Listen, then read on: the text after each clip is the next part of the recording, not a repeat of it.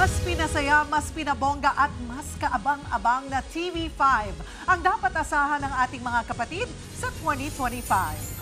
Jam-packed ang kapatid show sa susunod na taon. Live mula sa Quezon City, nasa frontline balitang yan si Maui David. Maui, ano bang mga pasabog na abangan ng ating mga kapatid next year? Yes, Sir Jiggy. Nako, napakarami po. Ako excited na kasi napakarami po ang inihanda ng mga paandar ng TV5 para sa ating mga kapatid ngayong 2025. At ipinasilip na po lahat yan dito sa TV5 Trade Launch. Dito lang po sa Soler North sa Quezon City. Kapatid, ang ating fame season ay narito na.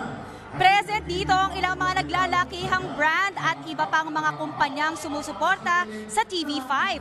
Pati na rin syempre ang pamunuan ng Kapatid Network at iba pang kakolab nito tulad ng Viva. Mula sa mga umaatikabong aksyon sa primetime hanggang sa mga bonggang game show at iba pang serye, kaabang-abang ang mga upcoming program ng Kapatid Network. Nariyan na ang mga nagbabalik na Kapatid game shows tulad ng Masked Singer with its host, Billy Crawford. At ang OG video singing show na Singaling, magbabalik with regular at Celebrity Edition. Pati na rin ang ating Her Majesty, Maha Salvador Nunez, may comeback din sa kanyang 3 programa sa Kapatid Network this 2025. Ang Emoji Nation, ang much-awaited TV5 Ultimate Dance Competition na Isayaw Mo, at revenge drama na Athena. May pa-youth-oriented show na rin next year entitled Glow Up na papangunahan ni Andres Mulak. Si TV5 President and CEO Guido Zabaliero excited na sa 2025 ng Kapatid Network. At narito ang kanyang pahayag.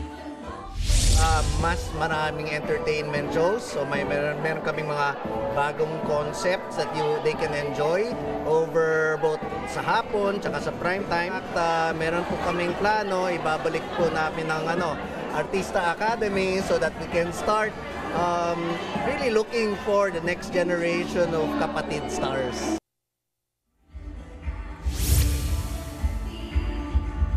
At ilang lang po yan sa inihanda ng TV5 Kapatid Network para po sa mas pinasayang experience or TV experience para po sa ating mga kapatid. At balita ko nga po, bukod dyan, sabi na rin ng ilang mga representative ng TV5, asahan na ang mas pina-level up at mas pinabonggang TV5 sa 2025. At yan po muna mula dito sa Soler North. Back to the studio muna. Maraming salamat, Maui David. Mga kapatid, Jiggy Manikad po, iba na ang may alam at may pakialam sa panahon ngayon. Para sa konkreto, kumpleto at komprehensibong balitaan sa Frontline, mag-follow at mag-subscribe sa social media pages ng News 5.